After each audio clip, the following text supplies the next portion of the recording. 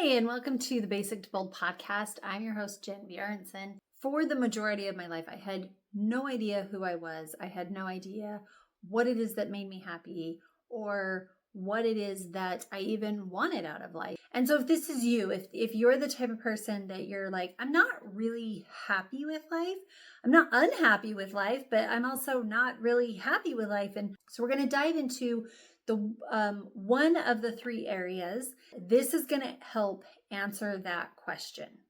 So the area that we're going to dive into is called your mental intelligence. Now, most people, if I were to say, what do you want? They want more money, they want better relationships, they want healthier lifestyle or healthier body. But when you look at the things that actually change your relationships, your health, your financial situation, it's actually more of the areas of intelligence than it is doing more work in those areas. And I know that seems so crazy, but honestly, it's the truth. So your mental intelligence is your rules, who you are as an individual, your non-negotiables. So your rules create your standards, and your standards create your boundaries. So in relationships, let's say you're very, very surface level, we'll just say you're an introvert. And you know that you're an introvert, and you do like the idea of being with an extrovert, but the reality is they do things that make you uncomfortable. But you also are like, well, they're an extrovert. Am I right? Are they right? Who's right here? And so sometimes in relationships, we have these compromises. And if you get too compromising, well, now you're not enjoying the relationship. Same with like in a job. You may realize that you took a job that takes a lot more work and it's just really draining you. And other people are just thriving in it. You can't figure out how they're thriving in it, and you're really suffering. Then if you look at your health, a lot of times if you're a person that keeps exerting yourself into uncomfortable situations, maybe you get migraines because of stress, or stress causes so many health problems. So by understanding our non-negotiables, by understanding the things that these aren't so much wants as they're needs. They're the things that we need that are going to fill our cup up. They're the things that the amount of rest that we need, the amount of friends and family that we need in our life, the amount of chaos, the amount of variety, the amount of consistency, the amount of significance, the amount of love and connection. Everybody's so different in this.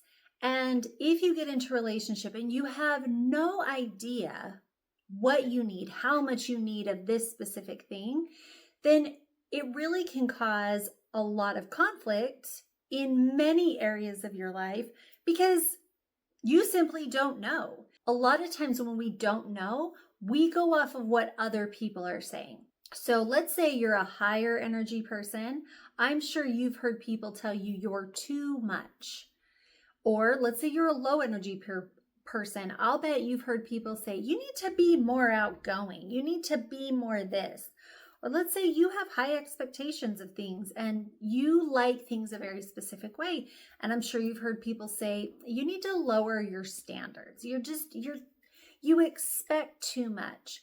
Now, if you don't know what it is that you really want, you don't really have a very strong set of rules, then when somebody says you're too much, you need to be more outgoing, you have too high of standards, you can question yourself and you can say, do I? Is that true? And it's hard to know if it's true or not because you're running off of other people's expectations. You're running off of other people's opinions. And so one of the things that we need to start off with is finding your rules. Now, these are for you. They are only for you. They are what the rules that you live by. The biggest thing that I have found that helps with your rules is learning about your personality. I'm pretty sure I promote this on every podcast, almost every podcast, and that's learning your energy type but her name's Carol Tuttle. And the reality is that this is, in my opinion, one of the most simple ways to figure out who you are to the core. Are you a higher energy? Are you a lower energy? Are you somebody that's a little bit more calm? Are you somebody that's a little bit more intense? These different combinations make up what's fairly simple, and she likes to classify it as 1, 2, 3, 4. So you are all 4 of them, but you kind of have the primary one. Now, the thing I love about this is, 1, it's easy, but 2, you can kind of pick up on other people fairly quickly. You don't have to have a test. You don't have to take a test in order to figure other people out. Whereas with astrology or numerology or the Enneagram or other Myers-Briggs, to really kind of narrow somebody down, they have to take this test. And so the thing that I like about this is it's pretty easy to kind of pinpoint people generally. And that helps when it comes to building relationships or working with other people. The reason I am so fanatic about learning your energy type or your personality, whatever works for you, whichever one you choose, is because when you figure out how you move in this world, that is the basic foundation of your needs. If you're a higher energy person, learning your personality type may not automatically remove that shame of feeling too much, but it also starts to give you a lot of permission to start behaving who you are. Because along with learning your personality type, you should have this feeling of, I get to be who I am. Other people get to be who they are. I get to be who I am. And I'm going to do it unapologetically. And I'm going to show up for myself in the best way possible. I can now help other people. I can now do the things in my life that I want to do. So I really, really encourage you to go learn your personality in any form, whichever one makes the most sense to you. Along with that, learning your love language is helpful. Learning your unmet needs, which one's the highest priority, and those are variety, consistency, love and connection, and significance. So learning those, which one of those is your highest priority, you can really start to see, okay, these are my non-negotiable rules for myself, even if you're not actively living them. But at least you now have some kind of a guideline as to where we're going, what it is we're trying to achieve. Now that we have kind of a framework of who you are and how you present yourself in this world, now we can create standards. Your standards are, now what is it that you want? What is it that you want to move towards? And now you have a framework to start moving in that direction.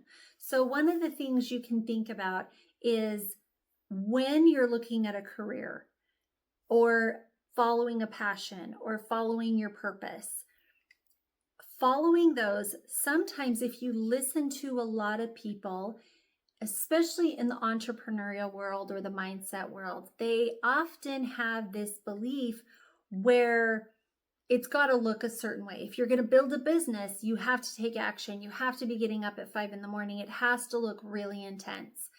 And if you're a low energy person, that doesn't always make sense.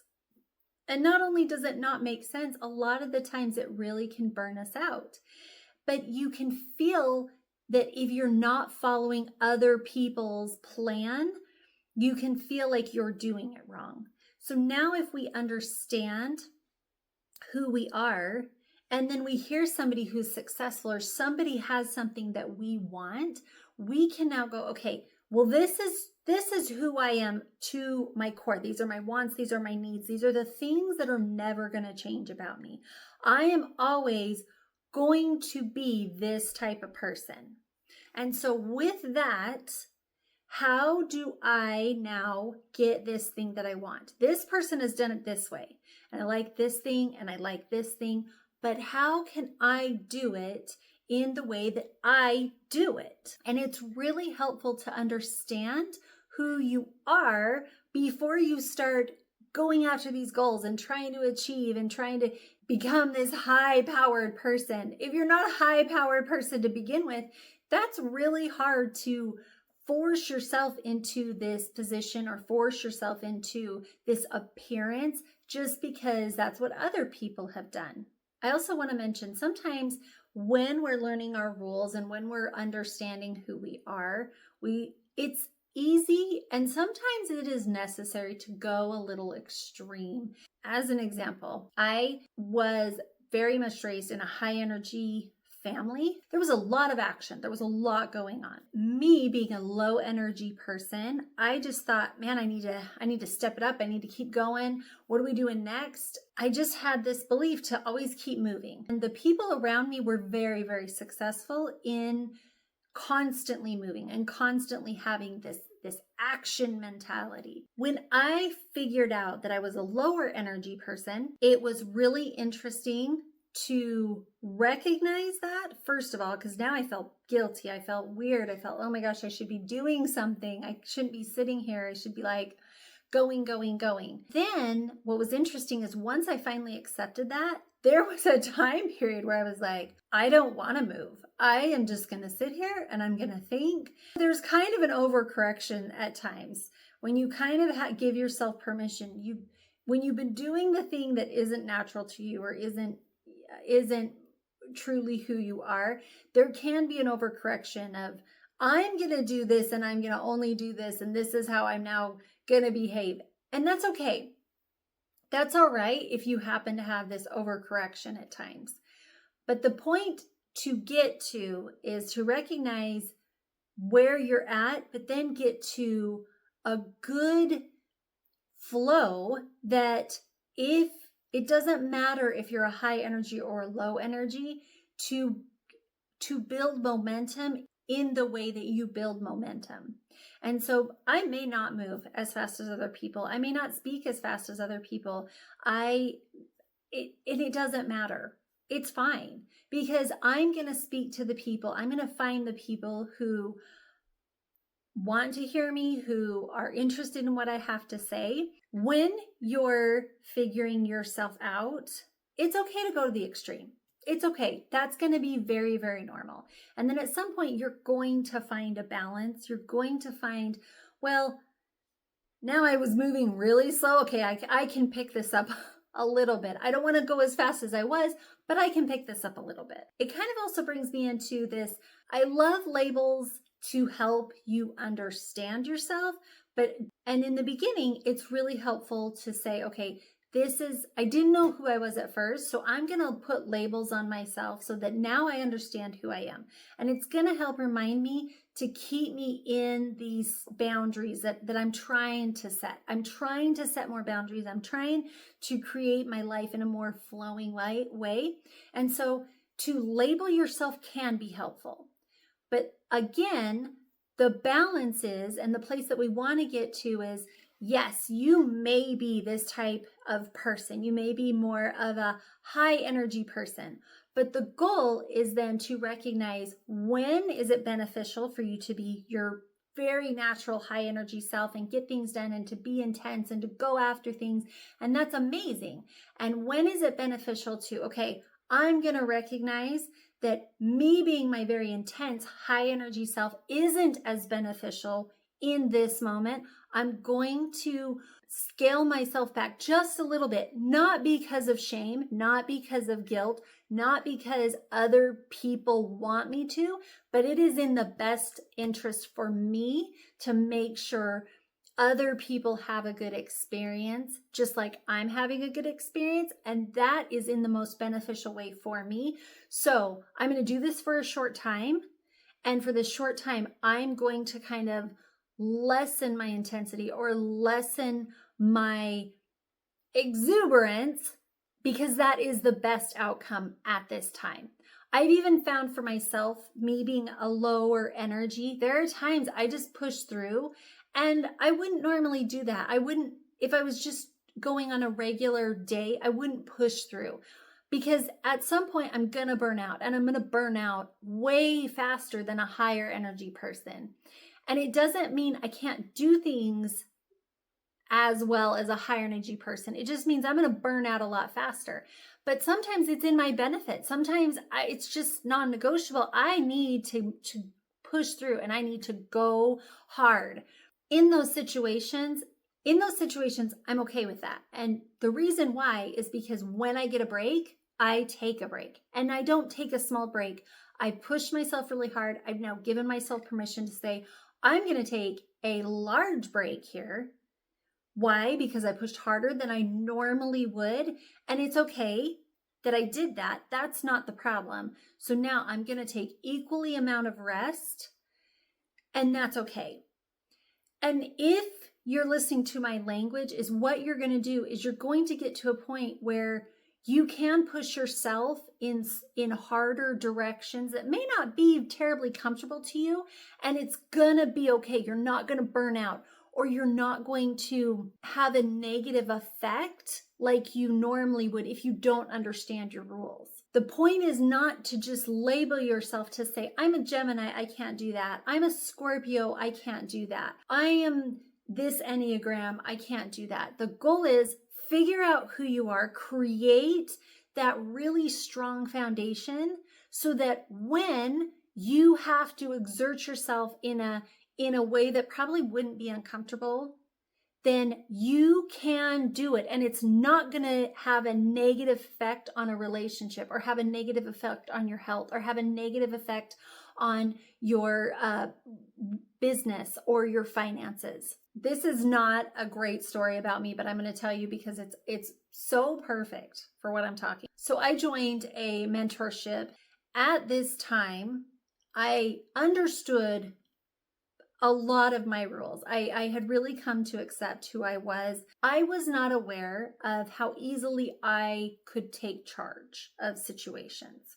You could easily label me as somebody who maybe bossy. So from my perspective, I was really trying to help. I could see certain people not understanding the concept, and in my head, I understood it. So I would volunteer, and not in the best way, that in a way I would take over and I would start explaining to people in certain situations.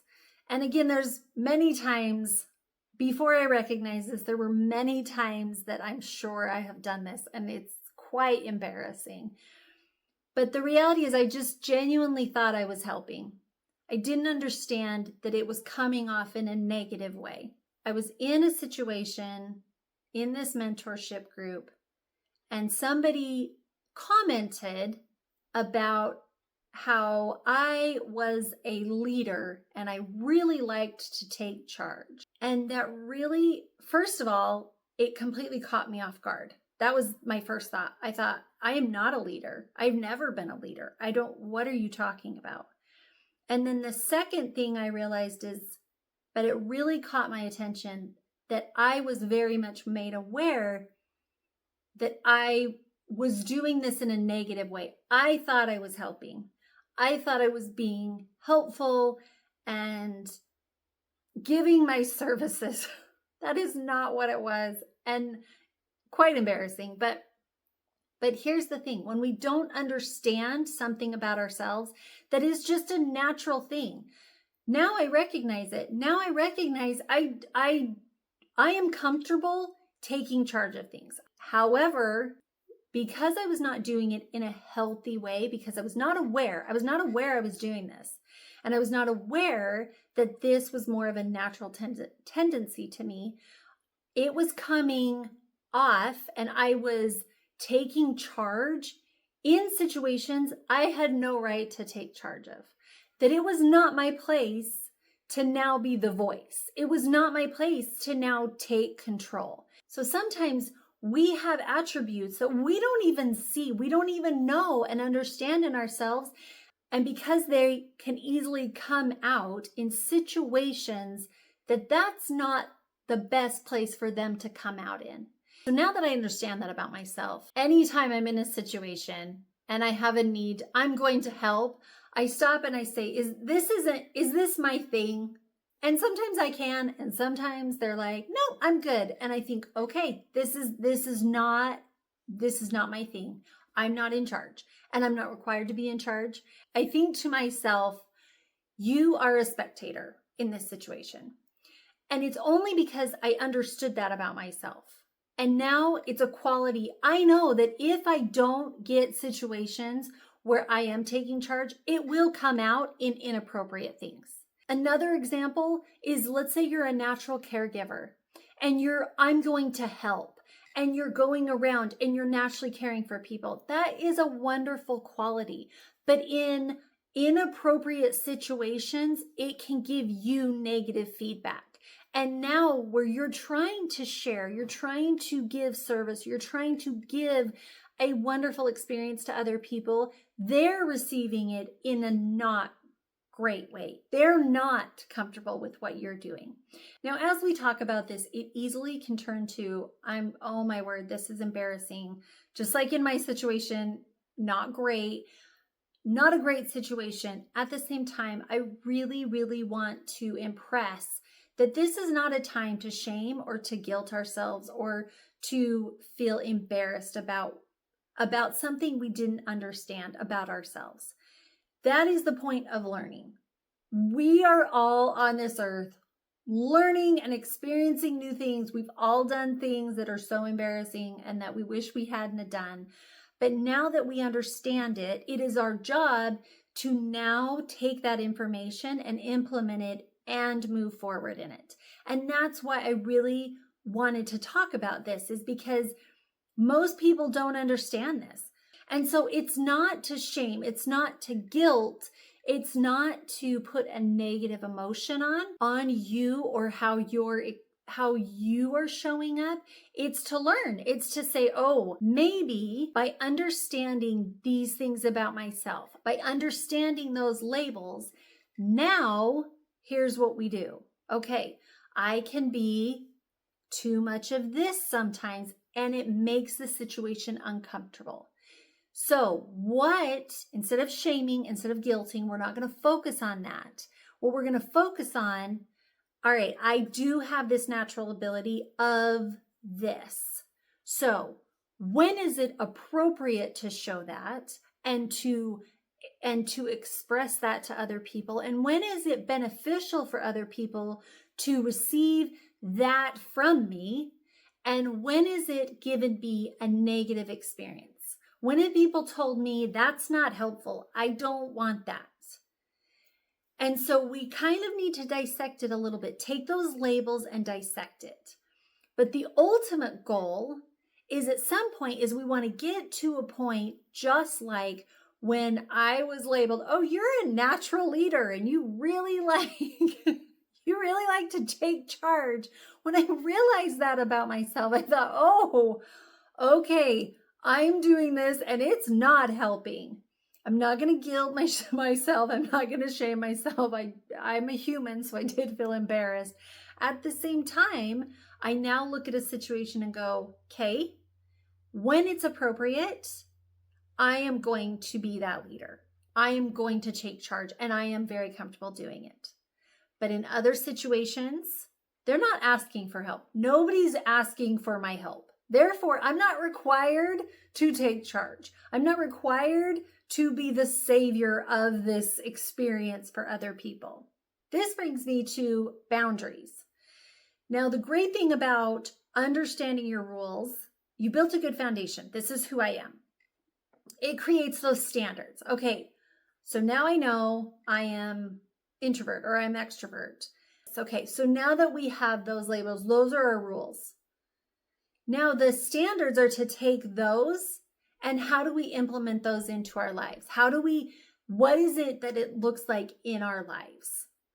What is it that we're requiring? If you're requiring as a higher energy person, more people, and you're not getting more people in your life, how do we do that? Okay, if you're a lower energy person and you need more quiet time, how do I do that? So implementing now is creating your standards of, I need more this. I need less of this. This is now a standard. One of the things that was really interesting, understanding that I was a lower energy person, is that I needed a lot of alone time. And At first, I felt a lot of shame. I felt a lot of guilt of like, oh my gosh, I should be this amazing mom. I should be this amazing wife. I should have this. I should have that. That now it's such a strong boundary that I will look at my husband and I'll say, I just need a minute. And he knows exactly what that means. There's no conversation around it. There's no what's wrong. He's like, got it. And the boundary is a very clean line. Nobody comes and knocks on my door. Nobody comes and bothers me. Why? Because they know it's a boundary that I need. And if you'll give me that minute, if you'll give me just that little bit of time, I will come out. I will be a much happier person. I will be a much more functioning person. And they all understand that. So once you figure out your rules, now create how do you implement them, the standards, and then we create these boundaries around them. And that is going to create so much more peace in our life. Now, I understand my husband is very loving and accepting of this, and it's not even an issue.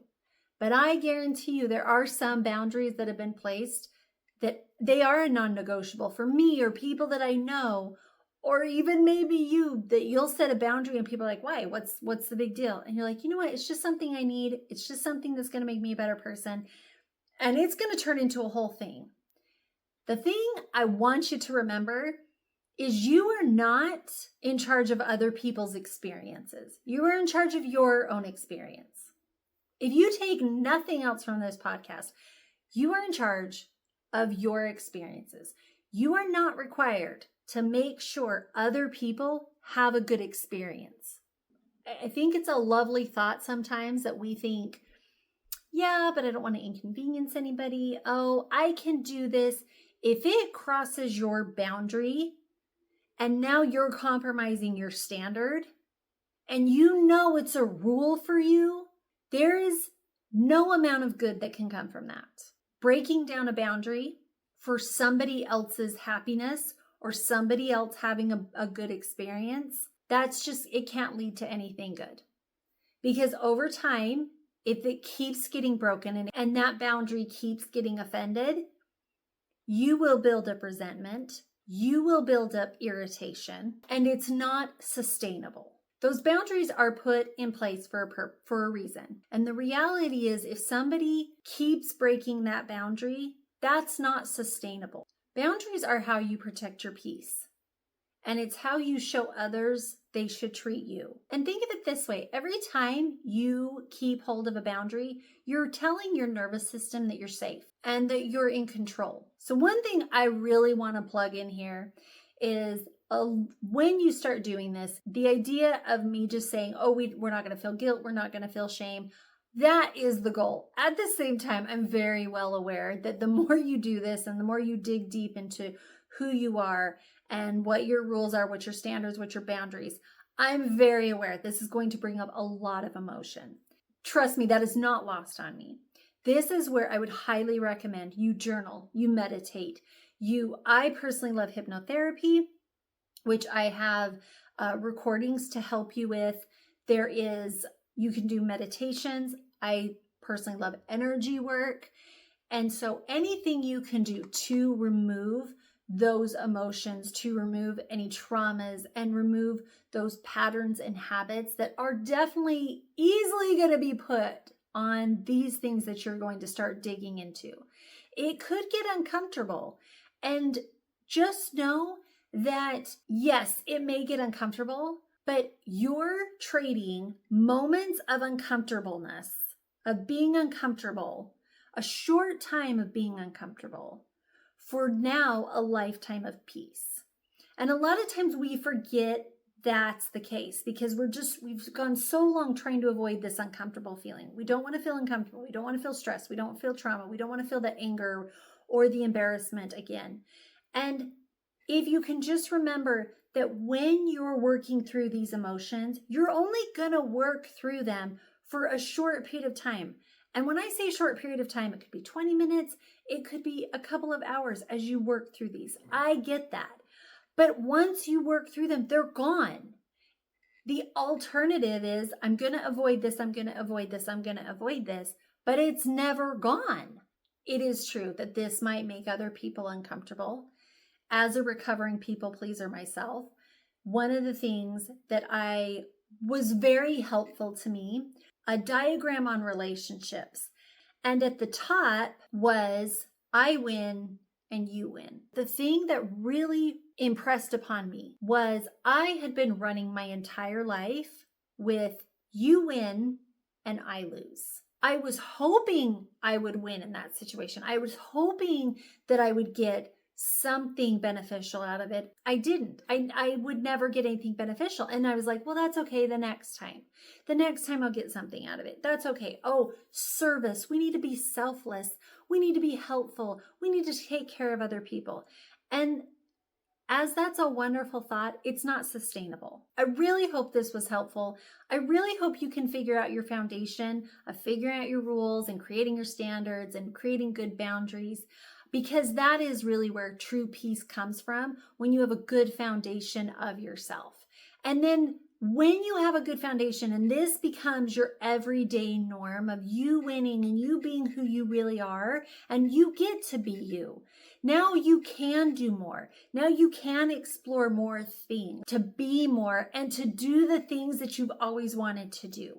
I'm really grateful for you guys joining me today. Please share this if you can think of anybody who could use this, and subscribe to our podcast, whether you're on YouTube or on Spotify. That always helps us. So, hey, thank you guys so much for hanging out with us. And until next time, bye.